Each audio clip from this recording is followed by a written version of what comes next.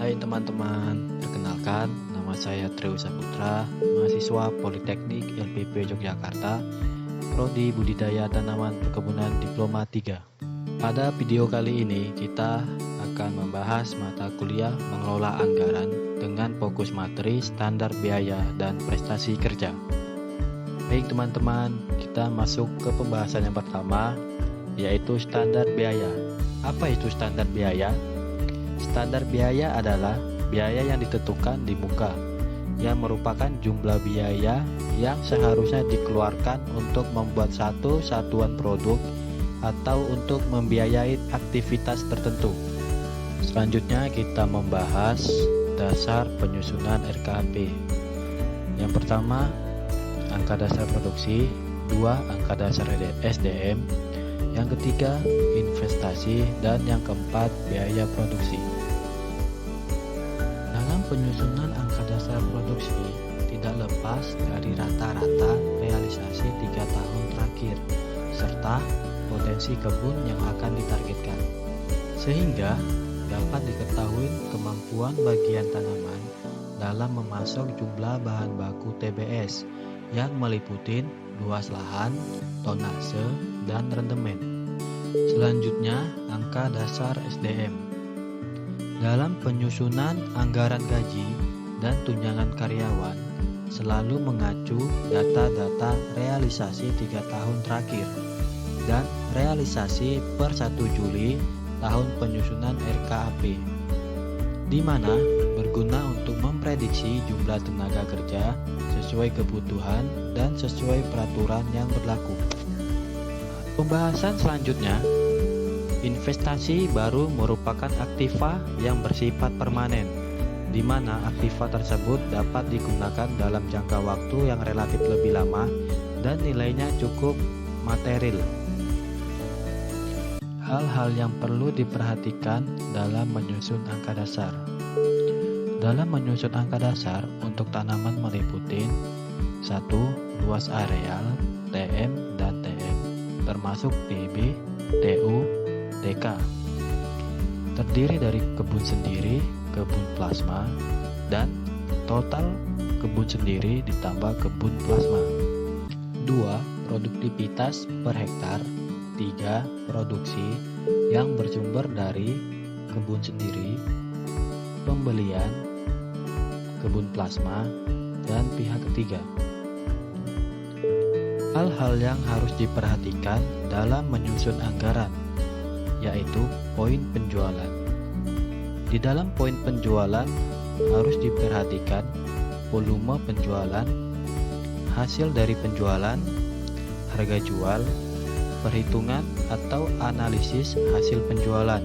Selain itu, kita juga harus memperhatikan aspek keuangan, di mana aspek keuangan ini terdiri dari biaya produksi atau beban pokok produksi, laba atau rugi, investasi, neraca atau laporan posisi keuangan, dan analisis laporan keuangan. Hal-hal yang harus diperhatikan dalam sumber daya manusia dan umum yang terdiri dari tenaga kerja, pendidikan dan pelatihan, hukum dan pertanahan, perizinan, dan pelepasan. Nah, selanjutnya untuk investasi atau proyek pengembangan, hal-hal yang harus diperhatikan yaitu areal, lahan konversi, peremajaan, program kemitraan, pembinaan usaha kecil dan koperasi, kewajiban kepada negara atau pajak, serta diversifikasi atau penyertaan modal. Selanjutnya, mari kita mempelajari norma-norma yang ada di perkebunan kelapa sawit. Mari teman-teman kita perhatikan tabel berikut ini. Yang pertama, norma pembukaan lahan atau replanting. Di antaranya yaitu ada blocking, terasan, teras individu, spraying noxil suite, dan penanaman LCC. Selanjutnya, untuk norma pembibitan disertakan yaitu persiapan areal, pemancangan, penanaman kecambah, pembuatan label, penanaman bibit, penyiraman, transplanting PN ke MN, seleksi bibit, pengendalian gulma, pemumpukan, dan pengendalian HPT. Dan kalau di norma TBM yaitu blocking, spraying nucleus with terasan, teras individu, serta penanaman LCC. Dan kalau norma ITN meliputi teras individu, making collecting point, circle, dan controlling lalang. Selanjutnya, untuk norma panen dan angkut meliputi panen dan angkut panen. Selanjutnya, kita memasuki pembahasan prestasi kerja. Apa itu prestasi kerja?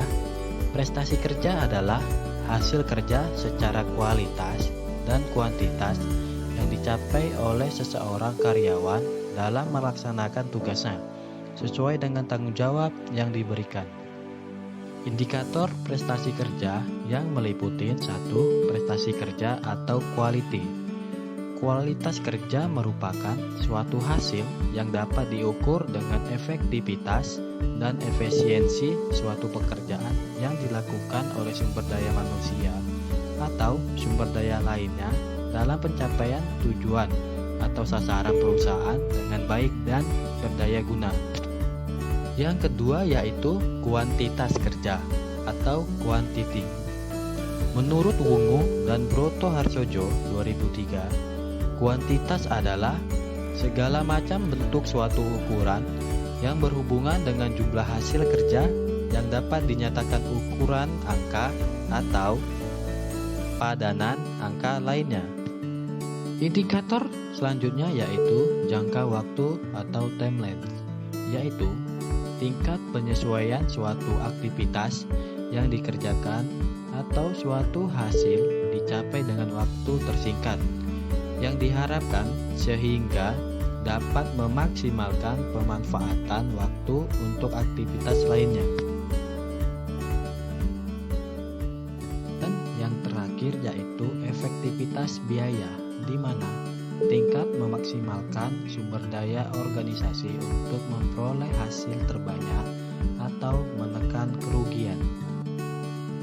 Dari pembahasan yang saya sampaikan tadi, dapat saya simpulkan yang pertama yaitu dalam penyusunan RKP harus memperhatikan angka dasar produksi, angka dasar SDM, investasi, dan biaya produksi.